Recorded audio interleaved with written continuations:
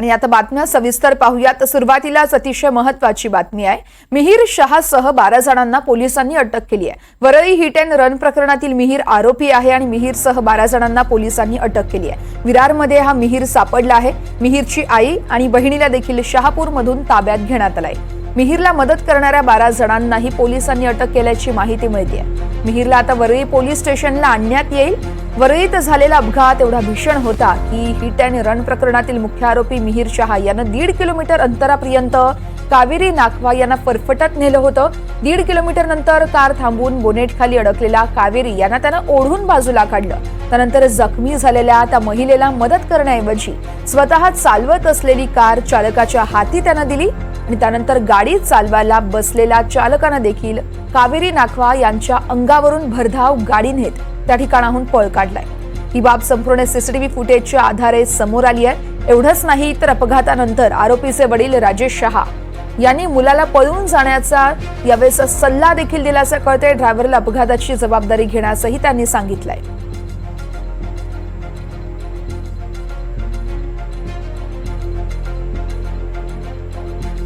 दरम्यान या संदर्भात अधिक माहिती जाणून घेऊयात। आमचे प्रतिनिधी अक्षय कुडकेलवार आपल्या सोबत आहेत। अक्षय, खरं तर वरळी हिट अँड रन प्रकरणातील एक महत्त्वाची अपडेट म्हणावी लागेल। पोलिसांना यावेळेस मिहिर कसा सापडला आहे याबद्दल काही माहिती मिळाली आहे का? वर्षा, आपण जर बघितलं तर ज्या दिवशी अपघात झाला त्याच दिवशी पोलिसांकडनं वेगवेगळी पथक तयार करण्यात आली होती आणि या पथकाच्या माध्यमातून सीसीटीव्ही फुटेज असतील, ड्रायव्हर जो राजऋषी बिडावत आहे त्याचा फोन असेल, राजेश शहा यांचा फोन असेल आणि मिहिरचा फोन, या फोनच्या माध्यमातून त्यांचे लोकेशन घेण्याचा प्रयत्न केला जात होता। मात्र त्यानंतर काल राजेश शहा यांना जामिनावर सोडण्यात आला आणि पोलिसांची 10 पथक सातत्यानं मिहिरचा तपास करत होती।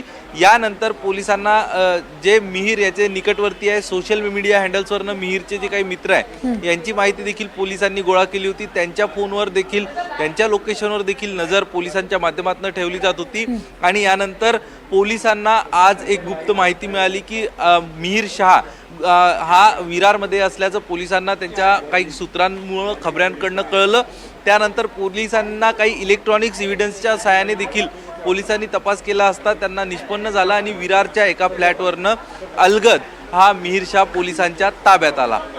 अक्षय, मिहिर सोबत जे 12 जण होते ज्यांना पोलिसांनी ताब्यात घेतलंय ते नेमकं कोण आहेत? पोलिसांकडून काही माहिती देण्यात आली आहे का?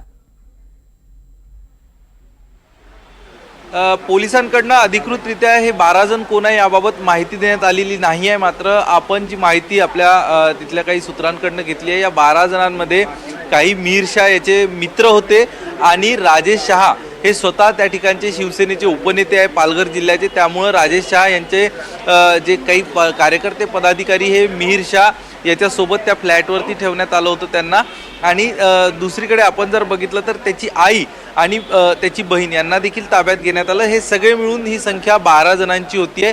मात्र या 12 जणांवरती 12 जणांची अटक केली जाईल की नाही याबाबत अद्याप देखील स्पष्टता नाही आहे। सगळ्यात महत्त्वाचं आपण जर बघितलं तर मिहिर शहा यांच्या वडिलांचा, राजेश शहा यांचा व्यवसाय जर बघितला तर हा बिल्डिंग मटेरियल सप्लायिंगचा व्यवसाय आहे। तर त्यांच्या व्यवसायातील काही जे कर्मचारी त्यांच्याकडे काम करत असतात हे देखील मिहिरसोबत आढळून आले।